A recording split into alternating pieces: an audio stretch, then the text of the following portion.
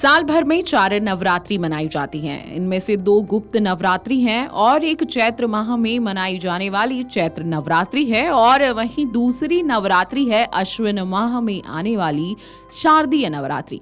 अश्विन माह में मनाई जाने वाली नवरात्रि को कको शारदीय नवरात्रि भी कहा जाता है। इसकी शुरुआत अश्विन माह के शुक्ल पक्ष की प्रतिपदा तिथि से होती है। ऐसे में इस साल शारदीय नवरात्रि की शुरुआत भी गुरुवार 3 अक्टूबर से हो रही है, जिसका समापन 13 अक्टूबर को होगा। नवरात्रि में भक्त मां के 9 रूपों की पूजा करते हैं और कई लोग इस दौरान 9 दिनों तक व्रत भी रखते हैं। माता दुर्गा के 9 रूपों की पूजा करने से जीवन में सुख समृद्धि आती है और उन्नति के मार्ग प्रशस्त होते हैं। नवरात्रि हिंदू धर्म के प्रमुख त्योहारों में से एक है। पौराणिक समय से ही नवरात्रि का पर्व मनाने की परंपरा चली आ रही है। ऐसे में आइए जानते हैं क्यों होती है नवरात्रि में मां दुर्गा की पूजा। नवरात्रि से जुड़ी पहली कथा। हिंदू धर्म ग्रंथों में देवी दुर्गा और महिषासुर की कहानी का उल्लेख मिलता है। इस कहानी से हमें शक्ति और अधर्म पर धर्म की विजय का संदेश मिलता है। इस कथा के अनुसार महिषासुर नाम का एक शक्तिशाली असुर अपनी शक्ति के नशे में चूर होकर स्वर्ग और पृथ्वी पर अत्याचार करने लगा।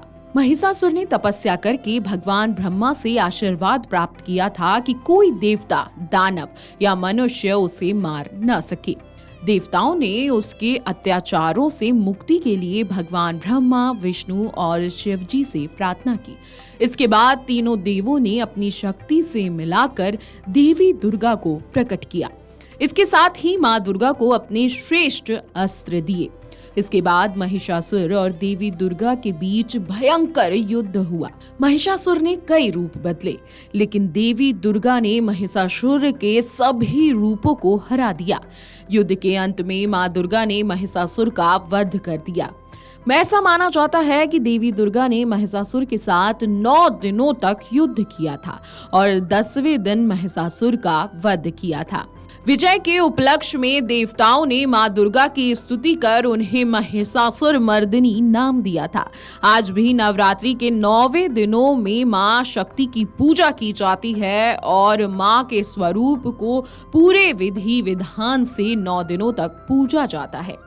नवरात्रि से जुड़ी हुई एक दूसरी कथा भी है। जी हाँ, रामायण में बताई गई कथा के अनुसार भगवान राम ने लंका में रावण के खिलाफ युद्ध में जाने से 9 दिन पहले देवी दुर्गा की पूजा की थी।